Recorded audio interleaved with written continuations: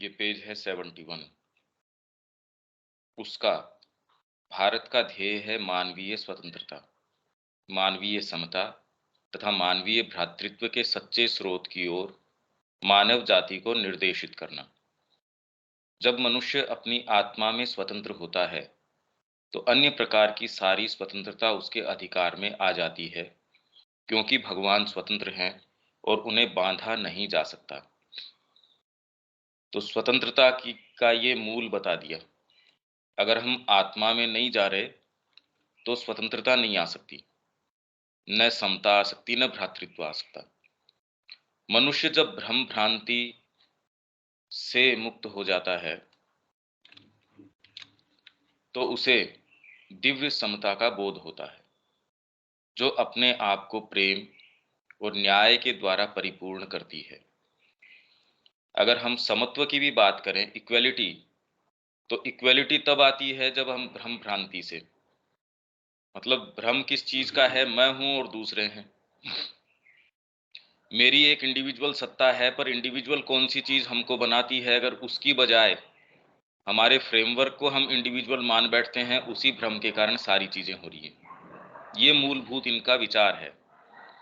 और तब फिर यह बोध अपने आप को सरकार व समाज के कानूनों में संचारित कर देता है।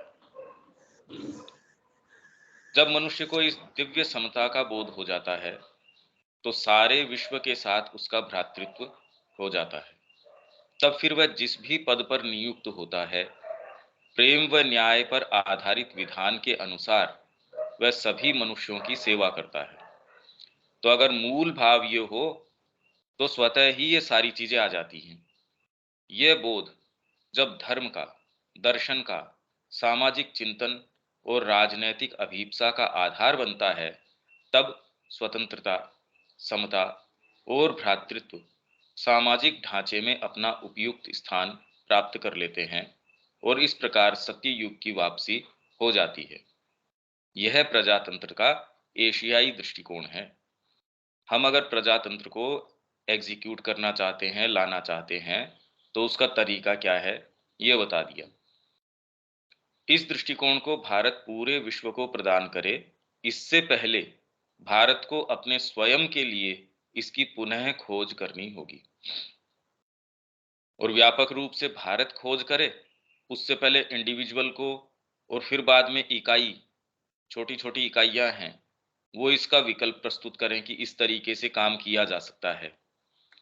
पौंडीचेरी आश्रम जैसे अपना एक इकाई है, वो एक दिखाता है कि किस तरीके से अगर आत्मा में आप निवास करते हैं तो स्वतः ही सारी चीजें किस तरीके से सुचारू रूप से चालू हो जाती हैं। इस दृष्टिकोण को भारत पूरे विश्व को प्रदान करे, इससे पहले भारत को अपने स्वयं के लिए इसकी पुनः खोज करनी होगी। अपनी आत्मा में स्वतंत्र होना प्रत्येक व्यक्ति का धर्म है, मतलब करने का काम ये है, जो कि विवशता विवशता से नहीं अपितु प्रेम के द्वारा सेवा के लिए प्रतिबद्ध होता है। विवशता से अगर कोई भी काम करते हैं आप, वो कभी भी फलीभूत होना मुश्किल है। अगर स्वतः आप भीतर से करेंगे, देखिए जो भी चीजें, जो कीर्तिमान इस संस्कृति ने स्थापित किए हर क्षेत्र के अंदर, चाहे कला ठीक हो, क्या है भैया? 71 के अंदर नीचे से 5वीं लाइन, 6वीं लाइन। ठीक है।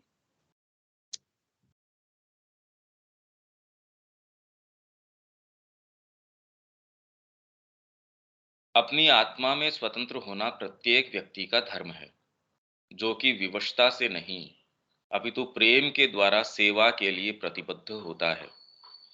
उसका धर्म है आत्मा में समान होना, जो समाज को योगदान देने की अपनी क्षमता अनुसार उसमें अपना भाग रखता हो, न कि दूसरों के निहित स्वार्थों की पूर्ति के अनुसार। मतलब अभी तो या तो हम, जैसे श्री अरविंद कह रहे हैं, हम हर स्थिति के अंदर दास हैं, चाहे अपनी स्वयं की कामनाओं के हों या फिर किसी और की। और के अंदर कोई व्यक्ति हो सकता है, कोई संस्था हो सकती है, कोई व्यवस्था हो सकती है। हम हमेशा ही एक दासत्व की स्थिति में होते हैं। तो जब तक ये अपने आप के अंदर स्वतंत्रता का लाभ हम नहीं करते, और सभी स्थितियों के अंदर हम दास ही हैं। अपने सह बंधुओं से सामंजस्यपूर्ण संबंध में रहना, उनके साथ पारस्परिक प्रेम एवं सेवा भाव के साथ जुड़ना, न कि पराधीनता के बंधनों के द्वारा या फिर शोषक एवं शोषित अथवा भक्षक तथा भक्षित के संबंधों द्वारा। भाई अभी तो प्रजातंत्र हमको कहीं देखने ही नहीं मिल रहा। हम अगर कहीं भी बात करते हैं तो उसका मूल कारण ये है कि अगर आप आत्मा में निवास नहीं कर रहे हैं, तब तक आप अगर मानसिक तरीके से भी कोशिश करते हैं कि सबके अंदर स्वतंत्रता का भाव, समानता का भाव, पर अपने बेस्ट समय में भी मनुष्य जाति ने ऐसे आदर्श की चरितार्थता नहीं देखी है। क्योंकि जहां वो प्रयास कर रहे हैं इस त्रिकोण को स्थापित करने की, वो श्री अरविंद कह रहे हैं उसका सच्चा आधार नहीं है। एकमात्र भ्रातृत्व ही है जो सबके प्रति समानता और स्वतंत्रता, इसके भाव, ये त्रिभुज अगर हम कहें इसको, इक्वेलिटी है, फ्रेटर्निटी है, लिबर्टी है, ये ट्रायंगल को अगर बेस प्रदान करना हो तो वो भ्रातृत्व के ऊपर हो सकता है। अब ये बात कब श्री अरविंद ने लिखी थी और आज तक भी वास्तव में इसका विकल्प इकाइयों तक के अंदर देखने को बड़ा कम मिलता है। मतलब व्यापक रूप से तो छोड़िए, छोटी इकाइयों में भी देखने में बड़ा मुश्किल है। यह कहा जाता है कि प्रजातंत्र मानव के अधिकारों पर आधारित है। इसका उत्तर दिया गया है कि उल्टे इसे अपना आधार मानव के कर्तव्यों को बनाना चाहिए। किंतु कर्तव्य एवं अधिकार दोनों ही यूरोपीय विचार हैं, ड्यूटी और मेरे राइट्स, जबकि इंडियन कल्चर के अंदर अधिकार बोध जो है वो इस चीज के लिए नहीं है। भाई आपने माँ का साक्षात्कार कर लिया, अब आप अधिकारी इस चीज के हैं, ये जो वाणी का प्रसार है उसका आपको अधिकार है, राइट है। पर अगर कोई व्यक्ति यूं जबरदस्ती कर रहा है, उसको राइट नहीं है उस चीज का। भारतीय धारणा धर्म की है जिसमें कर्तव्य एवं अधिकार अपना कृत्रिम अंतर विरोध, मतलब मेरा राइट है और मेरी ये ड्यूटी है, इन दोनों के अंदर हमेशा ही एक अंतर विरोध।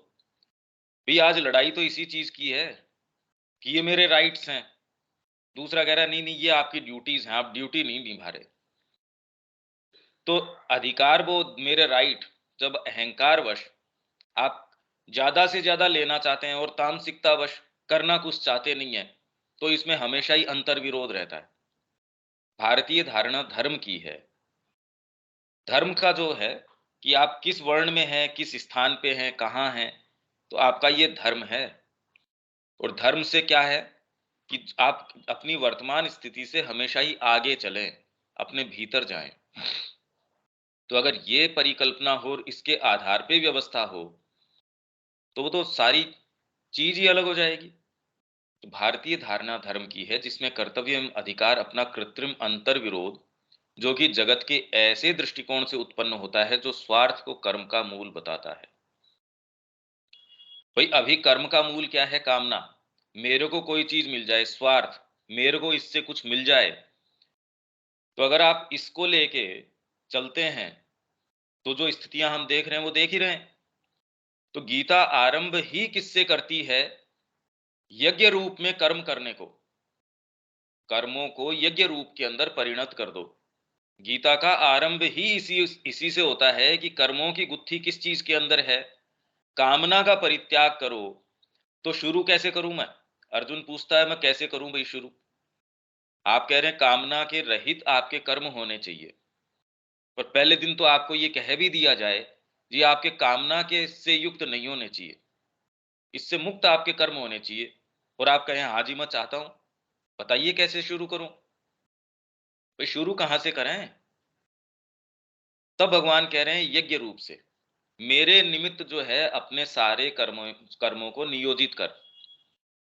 आप कुछ भी कर रहे हैं माँ के निहित होके, अगर ये धीरे धीरे ये इंटरवीन आप अपने कर्मों में, चिंतन में, भाव में ये करवाना शुरू कर देते हैं, तो पहले तो बहुत ऐसी सारी चीजें हैं वो आप कर ही नहीं सकते। अगर माँ के रेफरेंस से वो चीज आप देखते हैं वो तो इतनी ग्रोस हैं और इतनी सुस्पष्ट और प्रत्यक्ष हैं कि माँ के रेफरेंस से वो काम तो तुरंत ही बंद हो जाएंगे हमारे जीवन के। और कितनी सारी ऐसी चीजें हैं जो मन में हमारे रिजेंटमेंट है, कितने सारे ऐसी चीजें कड़वाहट हैं, वो माँ की चेतना में आते ही वो हम कहेंगे बुद्धि से तो कम से कम कि नहीं, ये भाव गलत है, ये चीज ठीक नहीं है। तो ये रेफरेंस अपने आप में ही कितनी पवित्रता ला देता है, कितनी सफाई कर देता है, शुद्धता ले आता है। तो ये कर्म का मूल अगर आप स्वार्थ को बता रहे हैं, कामना को बता रहे हैं, इससे ये अंतर्विरोध, कर्तव्य का और अधिकार का कृत्रिम जो अंतर्विरोध है, जिसके कारण सारी विषमता आज हम समाज में देखते हैं। अब इसका उत्तर ये तो देते नहीं कि आप यहां जाइए, इसके लिए हम लॉज बना देंगे, हम कॉन्स्टिट्यूशन में ये वाला अमेंडमेंट कर देते हैं, ये सुधार ले आते हैं। आप कितना भी कीजिए पर उसका मूल कारण तो ये है। अगर इसके ऊपर हम नहीं जाते और ये हमको पहले व्यक्तिगत स्तर के अंदर इसको अनुभूत करना होगा। हम जहां भी हैं, हमको इसको पहले तो समझना पड़ेगा इसको कि इसका अर्थ क्या है। हम किसी संस्था में हैं, किसी एक व्यवस्था में हैं, कहीं भी हैं, लोगों से हमारा इंटरेक्शन भी है। धीरे-धीरे हम ये देखेंगे कि अगर हम इसका मंथन करते हैं, आपके व्यवहार में, आपके चिंतन में, आपके कर्म में कुछ न कुछ अंतर आना शुरू हो जाएगा। तो ये जो अंतर विरोध है वो खो बैठते हैं और अपनी गंभीर एवं शाश्वत एकता पुनः प्राप्त कर लेते हैं। धर्म ही प्रजातंत्र का आधार है, जो कि एशिया को स्वीकारना होगा। और आज सारे ये कह रहे हैं नहीं नहीं, धर्म की तो बात ही मत करो। हालांकि वो तो जिस रिलीजन की बात कर रहे हैं, ये धर्म दूसरा है। ये तो आपके अंदर का विधान है, उसके तरीके से आप काम करेंगे। पर अगर सनातन धर्म की भी बात करो, वो इससे बिल्कुल अलग नहीं है। एक्चुअल में जब धर्म की बात कही जाती है, जनरली सनातन धर्म इसके एम्बिट में नहीं आता, क्योंकि वो तो धर्म एक कहने के लिए उन्हें उसने अपने आप को नाम दिया है धर्म।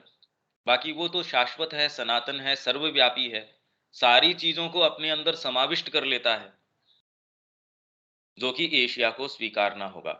क्योंकि इसी में एशिया की आत्मा तथा यूरोप की आत्मा का भेद निहित है। यही यूरोप की जो स्पिरिट है और एशिया की स्पिरिट है, इसमें अंतर है। अब यूरोप के परिधान हम पहनने की कोशिश करें, अब बताइए ये कभी भी हमारी समस्याओं का समाधान कैसे हो सकता है? तो व्यापक स्तर के ऊपर, राष्ट्रीय स्तर के ऊपर, पहले तो व्यक्तिगत स्तर के ऊपर हमको इसको समझना पड़ेगा। और धीरे धीरे हम अपने स्तर के ऊपर जितना भी इसको चारों तरफ कर सकते हैं इन विचारों को, कि भाई मूल यहाँ है, पहले हम तो समझें। धर्म के द्वारा ही एशियाई विकास अपने आप को साधित करता है, यही उसका रहस्य है। ये बहुत ज्यादा गंभीर बात है, जिसकी चरितार्थता अभी तक भी, मतलब अपने आदर्श समय में जब फ्रांसीसी क्रांति आई और इन विचारों को उसने सामने ला दिया, मनुष्य जाति की फ्रंटल कॉन्शियसनेस में वो इसको ले आई। इक्वलिटी है, फ्रेटर्निटी है, लिबर्टी है। पर अपने आदर्श समय में भी मनुष्य जाति ने कभी इस आदर्श को चरितार्थ होते नहीं देखा, क्योंकि इसका आधार है वो आत्मा के ऊपर है।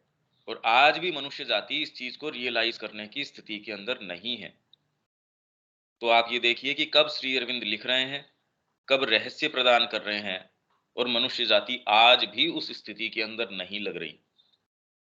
इसीलिए विश्व की एकता, मतलब सबकी एकता के विषय में श्री अरविंद का जो ड्रीम था, अब वो उसकी चरितार्थ किस तरीके से होगी, क्या होगी, तो करने लायक हमारे लिए काम ये है कि इन चीजों के विषय में हमको चर्चा करनी चाहिए, इनके विषय में काम करना चाहिए। कि हम ये कहें कि हम इसी के लिए केंद्र चला रहे हैं श्री अरविंद का, माँ का। ये मुद्दे हैं हमारे सामने, ये व्यक्तिगत स्तर के ऊपर, सामूहिक स्तर के ऊपर ये चीजें हैं, राष्ट्रीय स्तर के ऊपर भी ये ही चीजें हैं, ये करने लायक चीजें हैं। प्रारंभिक भारतीय शासन तंत्र में प्रजातांत्रिक भाव, शुरू का जो भारतीय शासन तंत्र था, उसके अंदर प्रजातांत्रिक भाव था। लोकप्रिय शासन का सिद्धांत है शासन का नियंत्रण। मतलब आम जो आपका शासन है, उसका सिद्धांत ये है कि शासन का नियंत्रण जनसाधारण के अधिकार में होना। जनसाधारण है वो उसको गाइड करे, रूल करे। प्रजातंत्र तो यही, इसीलिए आप कैसे पता करें कि सबका मत क्या है? तो सबको मताधिकार है, और उसको अभिव्यक्त करने का क्या तरीका है? वोट। भाई आपने एक परिपाटी इस तरीके की कर ली और ये मान लिया कि हर जने का वोट बराबर ही है, क्योंकि समानता को आपने मिसप्लेस कर दिया कि ये समानता है जी। तो ऐसा करके वास्तव में हमको अभी लोकतंत्र तो कहीं नजर ही नहीं आ रहा। हम फ्रीडम ऑफ स्पीच की बात करते हैं, हर जने को बोलने का पूरा राइट है, और फ्रीडम ऑफ स्पीच है, फ्रीडम ऑफ एक्सप्रेशन है। उसके चलते आप ये देखिए कि क्या क्या चीजें हमको देखने को मिलती है, जितने क्राइम या जो जो अनुशासन लग भी नहीं पा रहा, और या वास्तव में लोकतंत्र हो ही नहीं पा रहा। अगर हम देश की या कहीं भी विश्व में अगर ये देख पाए, तो लोकतंत्र एक ऐसी एक कल्पना जैसी चीज लगती है कि लोकतंत्र तो है ही नहीं। कुछ ग्रुप्स हैं, कुछ परिवार हैं, कुछ ऐसे व्यक्ति हैं इन्फ्लुएंशियल, सब मतलब संसार में हर राष्ट्र के अंदर लगभग यही है। कुछ लोग, कुछ परिवार या कुछ ऐसे ग्रुप्स वही सत्ता को संभाल रहे हैं बार बार, फिर फिर के, कभी ये आ जाता है, कभी वो आ जाता है। आप वोट किसी का भी दिलवा लीजिए, कोई फर्क नहीं पड़ता। इससे कोई फर्क नहीं पड़ता कि आपने किस तरीके से उनका मताधिकार लिया है। और इसीलिए कुछ लोग इसका दुरुपयोग करने के लिए कि भी आपने ये कर लिया कि जितने वोट होंगे उस तरीके से हम मान लेंगे, तो वोट की संख्या बढ़ा दो। तो वोट की संख्या बढ़ाने का तरीका क्या है कि बच्चे इतने पैदा करो कि डेमोग्राफिक आपका पूरा समीकरण है वो बदल जाए। एक पर्टिकुलर जाति है, भाई सपोज आपका समीकरण है, एक्स है, उसके 5 मत हैं, वाई है उसके 5 हैं। अब कौन सा किस पक्ष में देता है? पर एक्स के मत वाले आपने जो है 8 कर दिए। अब दूसरे वालों को जाने की जरूरत नहीं है, अपना मत डालने के लिए, मतदान करने के लिए जाने की जरूरत नहीं है। तो मुस्लिम्स का सोचना क्या है कि जनसंख्या की और तो तरीके से हम कैसे आए सत्ता के अंदर। तो इसका बहुत सीधा तरीका ये है कि मतदान का जो तरीका है, हमारी डेमोग्राफिक इक्वेशन है इस तरीके की करो कि आवश्यकता ही नहीं है फिर दूसरों को, भाई वो जाके अगर सारा पूर्ण तरीके से भी आप अपना मतदान करते हैं तो भी संभावना ही नहीं है। अगर वो 55 51 भी हो जाते हैं तो भी आपको आवश्यकता नहीं है मत देने की। तो इस तरीके की अगर आप ये विचार लेके चलेंगे कि लोकतंत्र का मतलब ये है कि हर जने को इक्वल राइट है, और इक्वल का आप ये नहीं समझते कि इक्वलिटी तो आत्मा के अंदर है, वो बाहरी व्यक्तित्व बाहरी चीज को इक्वलिटी मान लेते हैं। उसका परिणाम ये है। तो अब श्री अरविंद जो कह रहे हैं वो कोई फिलोसॉफिकल नहीं, ये तो हम गुजर रहे हैं इससे, और फिर भी हमको ये बात जीवंत और इतनी ज्यादा हमको कचोट रही है तुरंत के अंदर।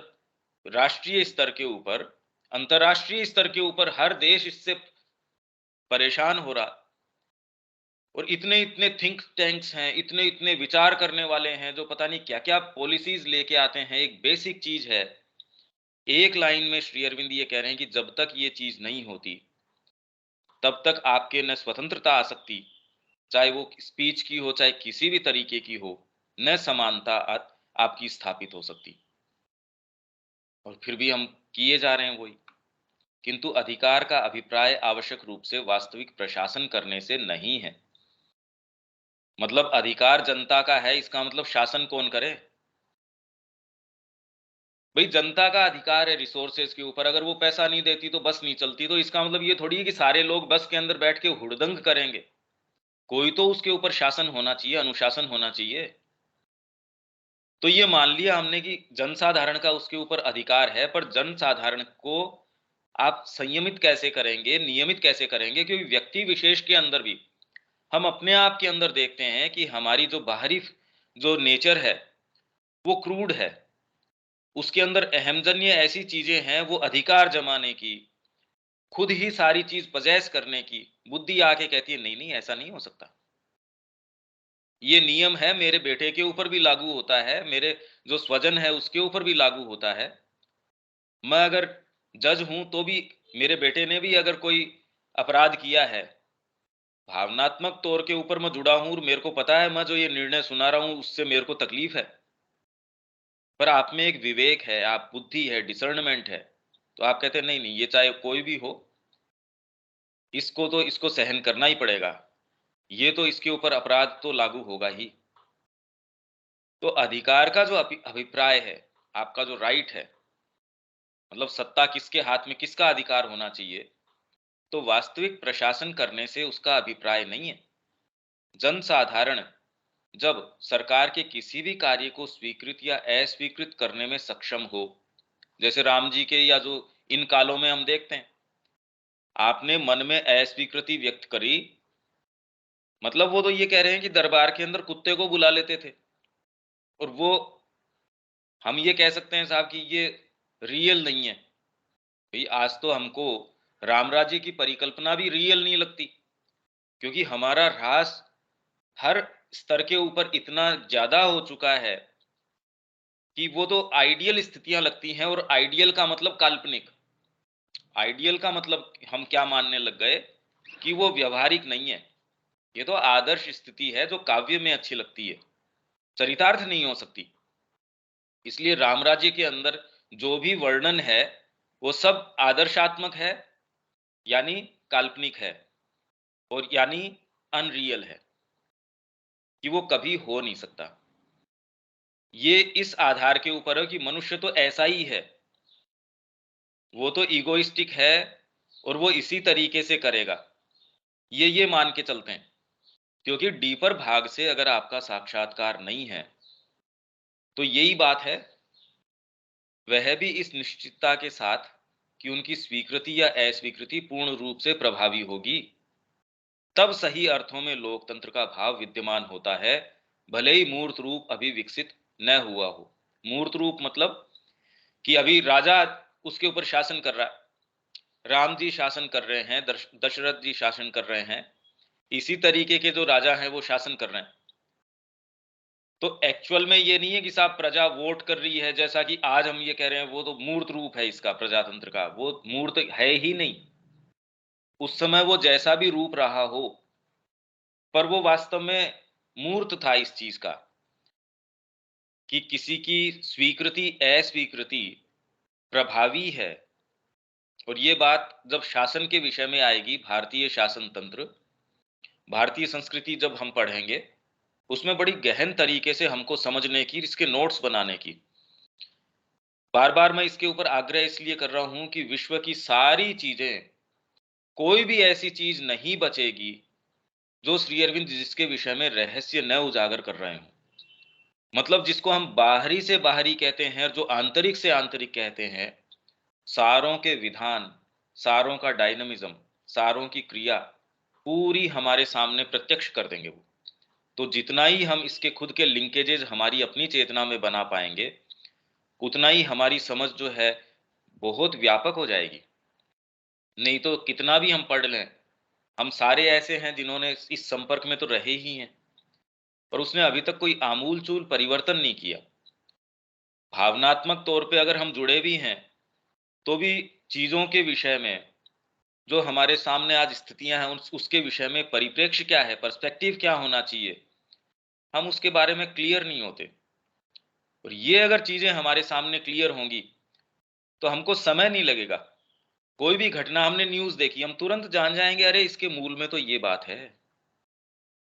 ये चीज़ें घटित हो रही हैं, उस राष्ट्र में ऐसा। आप तुरंत जान जाएँगे कि ये रेशियल ऐसी चीज़ है, उसमें ये चीज़ें हैं, ये इसका कारण है। आप जितना उसमें प्रवेश कर पाएँगे, दूसरा तो सोच भी नहीं सकेगा उन मुद्दों की। भारत के प्राचीन शासन तंत्र में लोकतंत्र का यह भाव विद्यमान था। ब्रिटिश शिक्षा, ब्रिटिश शिक्षा ने, अच्छा यहाँ तक कोई बात है या क्लियर है शब्या जी, रविकांत जी? नहीं तो आगे चलते हैं।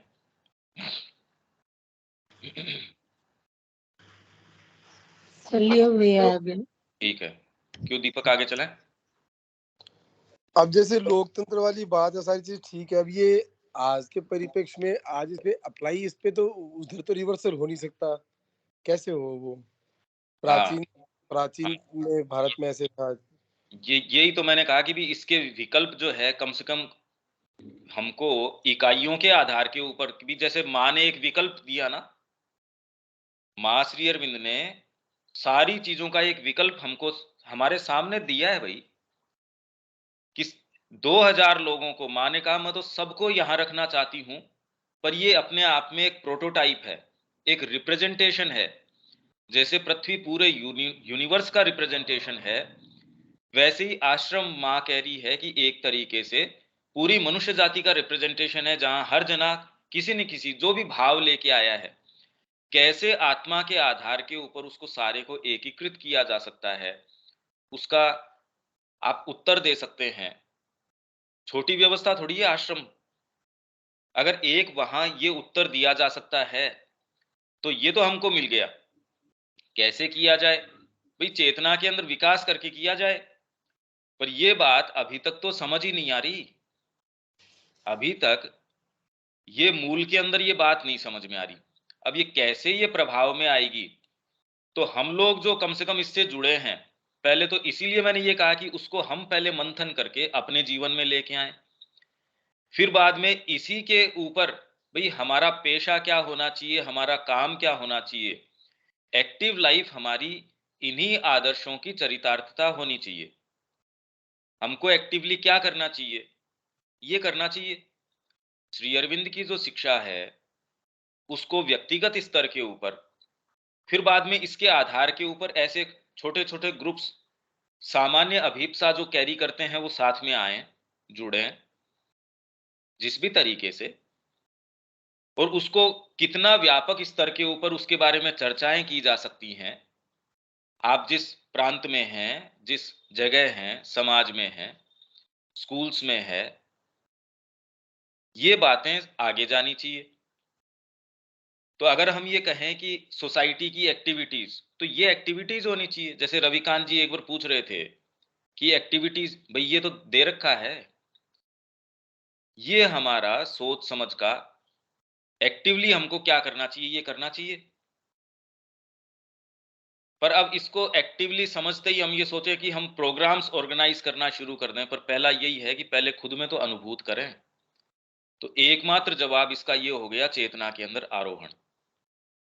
प्रश्न कितने भी हो सकते हैं, पर एकमात्र उसका समाधान, पहले तो अगर हम इसको दृढ़ रूप से अगर ये नहीं मानते हो एट हार्ट कि आत्मा का साक्षात्कार है, अपने भीतर प्रवेश करना है, वो ही सच्चा समाधान है।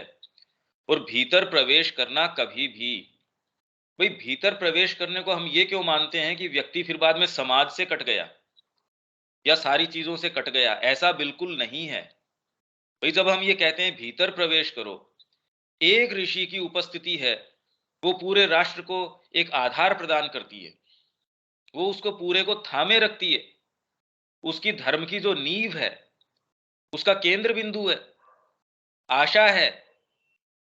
भाई श्री अरविंद ने आके संस्कृति की पहले पूरी जितनी भी चीज है उसको फिर से समाहित करके रिकॉर्ड ऑफ योग में उन्होंने स्वयं ये सिद्ध कर दिया कि आज से पहले जिन भी सिद्धियों की या जिन भी पद्धतियों की बात थी वो सत्य हैं, ये उन्होंने प्रमाणित कर दिया। तो हमको पीछे क्या था या क्या नहीं था, हमारे अपने समय के ऊपर उसका रिकॉर्ड मिल गया। वेद के अंदर जो रहस्य उन्होंने उजागर किया है, तो वेद में क्या था या क्या न था, अब वो कोई चर्चा का वाद विवाद का विषय ही नहीं रहा। तो एक इतनी जबरदस्त अभिव्यक्ति हो चुकी है।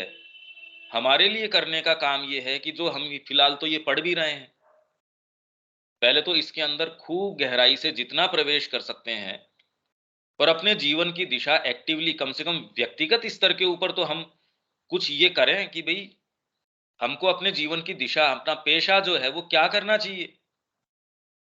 इसी उद्देश्य को लेके अपन ने यहाँ झुंझुनू के अंदर जो रिसर्जेंट इंडिया, ये जो न्यूज़पेपर है कि भी कोई भी घटना को किस दृष्टिकोण से लेना चाहिए, उसको मंथन अगर इस पटल के ऊपर रखा जाए तो उसको किस रंग में देखना चाहिए, कैसे देखना चाहिए।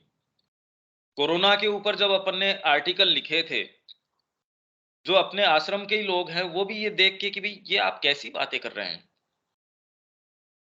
क्योंकि जब डीपर स्थिति से आप चीजों को देखते हो तो आपकी सामान्य आंखें जो उसके ऊपर विवेचन रखती है, डीपर स्थिति हो सकता है उससे बिल्कुल डायमेट्रिकली ऑपोजिट बात कहती हो। अगर वो उसी बात को कहती हो तो फिर बाद में डीपर और बारी का मतलब ही क्या हुआ। ये हम करना चाहते हैं, ये एक विकल्प हम प्रदान करना चाहते हैं, शिक्षा में प्रदान करना चाहते हैं, चिकित्सा के अंदर प्रदान करना चाहते हैं। आपसी मेल मिलाप है, आप एक कम्युनिटी लेके चल रहे हैं, उसके अंदर किस तरीके से इस भाव को सर्वोपरि रखते हुए, भाई आपके पास अभी तो ऐसी व्यवस्था नहीं है, पर आपने कहा कि हमको ऐसी शिक्षा करनी चाहिए जिसमें माँ की जो पद्धति है, माँ जो चाहती थी वो उसके अंदर मूर्तिमान तरीके से हो। आपने सपोज खड़े होके ये विचार व्यक्त किया 100 लोगों के सामने या किसी कोई एजुकेशन सेटअप है उसमें जाके आपने ये कहा, 4 लोगों ने कहा कि कल से मैं पूर्ण रूप से आपके साथ हूं। अब इसका विचार कीजिए, अब कल से आपकी एक्टिविटी किस तरीके से होगी, आप अपनी एक्टिविटीज को किस आधार पे, क्योंकि अभी दिक्कत नहीं होती, क्योंकि आपके आधार आप पैसों के ऊपर तय करते हैं या आप पार्टनरशिप के आधार पे तय करते हैं, आप बड़ी सुनिर्धारित प्रणाली होती है। पर अगर इनमें से कोई आधार न हो और आप ये कहें कि हमारा आधार एकमात्र आत्मा है, सोचिए कितनी बड़ी एक दायित्व की और कितनी बड़ी बात है ये। माँ इसी आधार के ऊपर कम से कम 2000 लोगों को लेके वहां चल रही थी, किस चेतना की आवश्यकता है उसमें, ये सोचिए। सामान्य व्यक्ति नहीं थे वो सारे के सारे जो पूर्ण रूप से पूरा का पूरा परिवार आ गया वहां, और ऐसे ऐसे अच्छे लोग, और फिर भी उनके पत्र हम देखते हैं कि अपने जब उनके जो दूसरे काल आते हैं तो कैसी कैसी चीजें भी वो बोल देते हैं। ऐसे को किस आधार के ऊपर आप उत्तर देते हैं। व्यापार में बड़ा सीधा है कि आपके निहित इतने हैं या आपका, क्योंकि मेन आपका ये है कि आपकी हायरार्की पैसे के ऊपर, पद के ऊपर, इनके ऊपर तय होती है। तो हमने अभी तक देखा ही नहीं कि चेतना के आधार पे अगर हायरार्की हो तब अनुशासन किस तरीके का आए। तो अब ये जो श्री अरविंद बात कर रहे हैं, यही तो मैं कह रहा हूं कि कब उन्होंने कहा और लोगों ने पढ़ा भी है और फिर भी इसकी चर्चा हम सुनते ही नहीं, इसका एग्जीक्यूशन कैसे हो इस बारे में हम बात सुनते ही नहीं, क्योंकि हम कर्म में प्रवृत्त हो जाते हैं। और ये सबसे पहले ये कह रहे हैं किसमें हर चीज के अंदर बार बार बार बार, चाहे एजुकेशन हो, चाहे ये आपके शासन की बात हो, हमेशा ही इसका आधार डीपर है। तो ये हमको करना चाहिए, हमारे को व्यक्तिगत स्तर के ऊपर भी अपने जीवन के कर्म को, हम जो भी व्यापार कर रहे हैं हम उसको रीफ्रेम करें, कम से कम वो राष्ट्र के हित में, और उससे भी ज्यादा भी हित हो या न हो। श्री अरविंद ये कह रहे हैं, उनको दृष्टि में रख के अब मेरे को क्या करना चाहिए वो आप कीजिए। तो एक स्तर के ऊपर तो हमने एक विकल्प उत्पन्न कर दिया, एक हमने कोई चीज सामने रखी, नहीं तो विकल्प नहीं है। खाली ये तो कोरी आप शिक्षा देते रहेंगे या कोई बात करते रहेंगे, तब तक कभी वो प्रभावी नहीं हो सकती। इसीलिए माँ कह रही है कि श्री अरविंद के प्रति कृतज्ञता व्यक्त करना है। अगर थोड़ी भी कृतज्ञता हम व्यक्त करना चाहते हैं तो उनकी जो शिक्षा है, वास्तव में तो वो शिक्षा है ही नहीं, वो तो व्यापक चीज है। एक शिक्षा तो कोई ऐसी कि ये पॉइंटर्स उन्होंने इस तरह, वो तो सारी चीजें छोड़ी, क्या है, क्या छोड़ा है उन्होंने। एनी हाउ पर कोई तो शब्द या कोई संज्ञा तो देनी पड़ेगी। तो जो भी शिक्षा है उनकी, उसको हम आत्मसात करें और जीवंत तरीके से उसको डिमॉन्स्ट्रेट करें सामने। इससे अच्छी चीज और इतना कीमती जीवन है, कोई दूसरी चीज क्यों करनी चाहिए, कोई भी कंसिडरेशन क्यों आना चाहिए, चाहे मेरे वेलबींग का हो, मेरे परिवार के वेलबींग का हो, मेरे फिजिकल बीइंग के वेलबींग का हो। अरे क्या फर्क पड़ता है भाई। कितने कितने जने हैं, कितनी कितनी विभीषिकाओं से गुजर रहे हैं, कैसी कैसी शारीरिक, मानसिक, भावनात्मक पीड़ाओं से गुजर रहे हैं। इसको सारे को दरकिनार करके क्या कम क्या हम किसी कोई अच्छी चीज के लिए अपने आप को उत्सर्ग कर सकते हैं? तो हम क्या करें या नहीं करें, इसके औरों के ऊपर हमारा बस चलता है या नहीं चलता, खुद के ऊपर तो चल सकता है। तो हमारी जो भी सीमाएं हैं, जो भी प्रतिबद्धताएं हैं, पर भाव तो अनन्य हो सकता है, उसमें तो किसी ने नहीं रोका। तो निश्चित रूप से हमको ये करना चाहिए, और यही प्रयास हम हर फील्ड में यहाँ करने का प्रयास कर रहे हैं। पर इसके लिए जो रिसोर्स और जिन चीज़ों की आवश्यकता है, वो बहुत ज़्यादा ज़रूरी है। यही बात सोच के भाई पब्लिकेशंस का काम हमने यही सोच के शुरू किया कि माँ की वाणी है, पहले हिंदी के अंदर इतनी उपलब्ध नहीं थी, खाली मूल है वो तो उपलब्ध थे, उसके अलावा चीज़ें इतनी कोई उपलब्ध थी नहीं। और थी वो, हमने बारीकी से उनको मैच करके देखा तो उसके अंदर बहुत संभावना नजर आई कि इसमें और काम करने की आवश्यकता है। तो ये एक फील्ड है, उसमें हमने प्रयास किया। चिकित्सा के संबंध में हम प्रयास कर रहे हैं कि भी किस तरीके से इसके अंदर क्या किया जा सकता है। श्री अरविंद ने जैसे देश विदेश की सारी घटनाएं हैं, उसको भाई श्री अरविंद के ने तो खुद अपने आधार पे किया था। श्री अरविंद के जाने के बाद जो पॉलिटिकल राइटिंग्स है, जो मदर इंडिया में और उनके अंदर वो पहले पब्लिश हो रही थी, बाद में श्री अरविंद के बाद माँ ने कहा कि भी नहीं, ये हम अब नहीं करेंगे, तो वो उसके ऊपर विराम लग गया। यहाँ अब इसका कि भी क्योंकि श्री अरविंद ने हमको इसके बहुत सारी चीजें प्रदान करी हैं।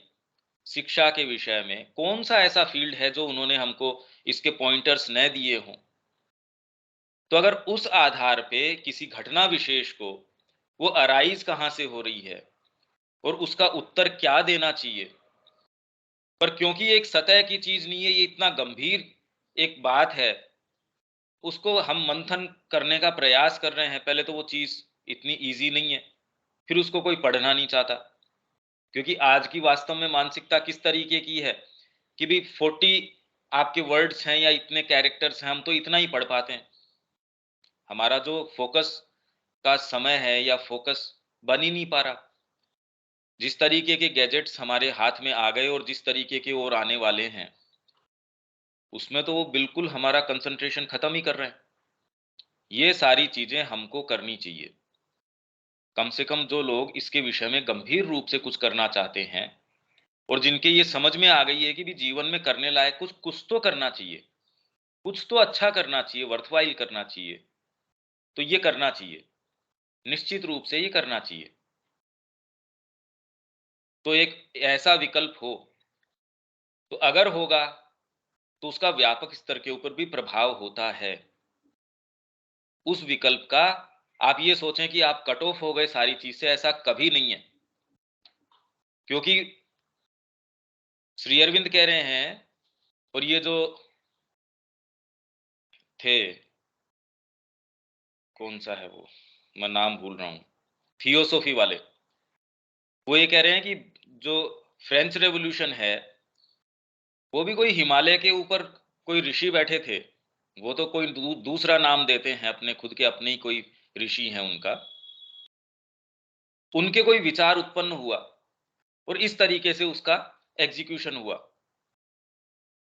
तो मूल चीज है, आपके पास कोई विकल्प हो, कोई आपके पास चीज हो। आप ये देखिए, श्री अरविंद ने सारी चीज ये प्रदान कर दी, लोगों ने पढ़ा भी है, मंथन भी किया है, और फिर भी ये देखिए क्या हो रहा है। भाई इसका सीधा सीधा उदाहरण कि हमको क्या करना चाहिए। माँ के पास कोई, माँ ने जितनी भी सारी चीजों की स्थापना करी, एक से एक चीज का निर्माण कर दिया, जो हम कितने भी रिसोर्सफुल हों तो हम कल्पना नहीं कर सकते उनकी। ओरोविल की जो परिकल्पना है, क्या कोई पैसों के आधार पे हो सकती है? कैसी कम्युनिटी, कैसी एक चीज उन्होंने तैयार कर दी। और उससे भी भव्य जो चीज है, जो कल्पना से परे, एक आश्रम की स्थापना कर दी, कि बचपन से उनके एक ड्रीम था, एक ऐसा स्थान हो जहां व्यक्ति सारी जो प्रतिबद्धताएं हैं उनसे मुक्त होके और आत्मा के अंदर जा सके। और खाली इन्हीं की नहीं, प्रेस की स्थापना कर दी, और प्रेस भी कोई आम प्रेस नहीं, जो one of the best presses हैं प्रिंटिंग के अंदर, बाइंडिंग के अंदर। कितनी सारी चीजें, फैक्ट्रियां हैं, आपके पेपर फैक्ट्री की स्थापना कर दी, बुक एजेंसी का उन्होंने वहां कर दी, वहां कितने कितने डिपार्टमेंट है, सारे प्लेग्राउंड वहां इस तरीके का जो इंटरनेशनल स्तर का हो, शिक्षा है, शिक्षा व्यवस्था इस तरीके की कि लोग उसका, हमारे जो शिक्षा मंत्री हैं वो जाके वहां देख के आए हैं, जो ये शायद अभी धर्मेंद्र प्रधान हैं, वो वहां गए थे, उनकी तो फोटो आई है, वो सारे को देख के आए, वो ये प्रयास करें भी ये सारी चीजें कैसे इंप्लीमेंट करें हम। अरे विकल्प होगा तो आप कोई इंप्लीमेंटेशन की स्थिति में आएंगे। तो माँ के पास कोई रिसोर्स के कारण माँ ने ये सारी चीजें कर दी, ऐसा कभी नहीं है। और जैसे ही चेतना थोड़ी सी ड्विंडल करती है तो ये सारी चीजें होने के बावजूद इतने इतने बड़े फार्म, इतनी इतनी बड़ी चीजें, किस आधार पे? चेतना के आधार पे। गोलकुंड का निर्माण कर दिया, हम उसकी स्टडी करते हैं कि ये कैसे उन्होंने, तो माँ हम कहें कि क्या प्रोफेशनली आर्किटेक्ट थी या क्या थी? एक एक पैकिंग कैसी करनी चाहिए पैकेट की, वो परफेक्टली जाके उनको बता रही हैं। खेल कैसे होना चाहिए, जिम्नेशियम कैसे होना चाहिए, आर्ट कैसे होनी चाहिए, पेंटिंग कैसे होनी चाहिए। अरे कौन सा फील्ड छोड़ा है जिसके विषय में श्री अरविंद ने तो उसकी डीपर जो पद्धति है वो सारी न बता दी हो, और माँ ने उसका एग्जीक्यूशन कैसे हो वो न बता दिया हो, और हम सारे इससे वाकिफ हैं। तो ये होने के बाद भी कौन सी ऐसी ग्रंथि है जो हमको अभी भी इससे रोके रखे? ये तो प्रश्न हमारे अपने से है, विकल्प की कोई समस्या नहीं है। भाई कोई चीज उपलब्ध है, बाजार में कोई चीज उपलब्ध है, आप जाके उसको ढूंढ के लाते ही हैं। आपके हेल्थ से संबंधित कोई समस्या है, डॉक्टर आपको बता देता है, बाजार के अंदर होती है, आप ले आते। इस बारे में तो आप पूरे वेल अवेयर हैं इन चीजों के बारे में, और फिर भी हम उसका अवगाहन नहीं कर पा रहे, हम उसके अंदर नहीं जा पा रहे। तो इनसफिशियंसी तो हमारी रिसेप्टिविटी की है, और यही श्री अरविंद और मां कह रहे हैं, भाई ये कितना समय लगेगा। देखो श्री अरविंद ने बड़ा स्पष्ट तरीके से इस विषय में कहा था, जो पार्लियामेंट्री सिस्टम है, कि भाई ये यूरोप के द्वारा एक थोपी गई व्यवस्था है, देखो अब भारत कितने समय इसको सहन करता है। मूलतः उसको अपने जो जो हमारी संस्कृति के अंदर पद्धति थी, जो सनातन धर्म है, उसके ऊपर, सनातन धर्म ही एकमात्र हमारी राजनीति है, सनातन धर्म ही एकमात्र हमारा हर चीज का तरीका है। तो जब तक ये पद्धति गवर्नमेंट में नहीं आ जाती, जब तक यही चीज हर वॉक ऑफ लाइफ में नहीं आ जाती, तब तक कोई आशा की किरण नजर नहीं आती। तो हम किसका इंतजार कर रहे हैं कि ये आशा की किरण किरण दूसरे दिखाएं? तो फिर हम क्या कर रहे हैं? ये प्रश्न हमारे अपने लिए है। और तो अब इसमें क्या कहें कि हम ये कहें इसके लिए ये रिसोर्स की आवश्यकता है, उसका मैंने उत्तर दे दिया कि रिसोर्स के भरोसे ये नहीं होता। माँ ने सारी चीजें हमको करके मूर्तिमान तरीके से, और वो आज भी मौजूद हैं। माँ ने जो अनुशासन वहां स्थापित किया था, वो आज भी वैसा का वैसा वो प्रयास कर रहे हैं फॉलो करने का। आप डाइनिंग हॉल में जाएंगे तो वो अपने समय को बिल्कुल वैसे ही फॉलो करेंगे। आप किसी भी डिपार्टमेंट में, पैकिंग उनकी है एक स्टैंडर्ड, वो मेंटेन करते हैं ऐसा। आप प्रेस में जाएंगे, वो कह देंगे नहीं, स्पेशली अगर माँ श्री अरविंद से संबंधित कोई चीज है तो नहीं, हम तो इसको परफेक्टली ऐसा तो होगा ही। हाँ, उसके अंदर जो समय लगेगा या जो भी है, भाई अगर माँ वहां, एक तो माँ उसको सारे को, उनकी चेतना किस तरीके से काम करेगी, एक व्यक्तियों के ऊपर छोड़ छोड़ दिया जाएगा, वो भावनात्मक तरीके से अपना बेस्ट भी करने का प्रयास करेंगे, तो भी एक, देखिए जो अंतर है वो अंतर है। पर फिर भी ये विकल्प हमारे सामने है, ये उन्होंने हमारे सामने दिया है, ये तो हमको अध्ययन करना है इसका, और अपने जीवन के अंदर उसको कैसे लागू करें, ये हमारे लिए प्रश्न है। और अगर हम ये नहीं करते हैं तो हमको बिल्कुल राइट नहीं है, ये बहुत बड़ा अपराध है। जैसे आवर ऑफ गॉड मैंने पढ़ के भी सुनाया था, और मैं एक बार फिर अभी 2 मिनट के अंदर आपके लिए इसी के अंदर है, मैं 1 सेकंड आपको अभी स्क्रीन शेयर करके इसी के अंदर बता देता हूं।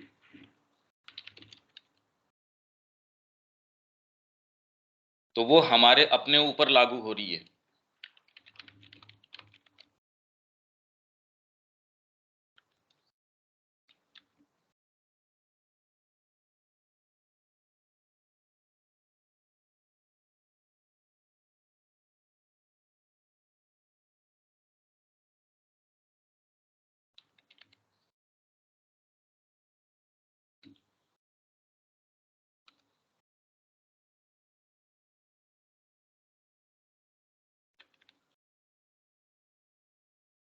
एक सेकंड दो मेरे को खाली।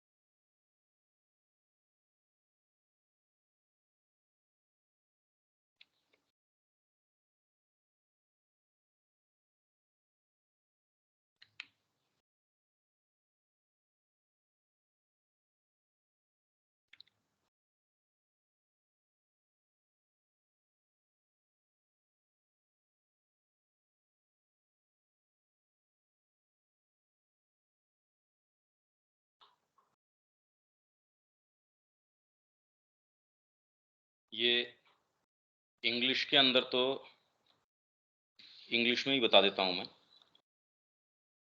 देर आर मोमेंट्स, या ये मैं स्क्रीन शेयर कर देता हूं 1 second.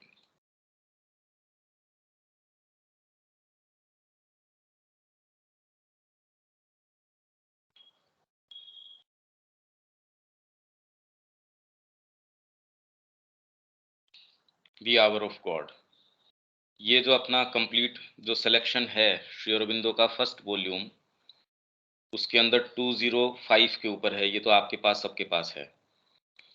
There are moments when the spirit moves among men and the breath of the Lord is abroad upon the waters of our being। हमारे जो बीइंग के वाटर्स मतलब पूरा विस्तार है, वाटर्स मतलब समुद्र, उसके ऊपर फैली हुई ये ब्रेथ है परमात्मा की। ऐसे क्षण होते हैं। देर आर अदर्स, ऐसे क्षण भी होते हैं व्हेन इट रिटायर्स। कौन रिटायर कर जाता है? स्पिरिट। स्पिरिट जो है, ऐसे क्षण हैं जब वाटर्स ऑफ आवर बीइंग के ऊपर ब्रेथ ऑफ लॉर्ड है, वो अब्रोड बिल्कुल विस्तृत रूप से फैला हुआ रहता है। और देर आर अदर्स, ऐसे मोमेंट्स भी होते हैं when spirit retires and men are left to act in the strength और the weakness of their egoism. वो अपने ईगोइज्म की स्ट्रेंथ या वीकनेस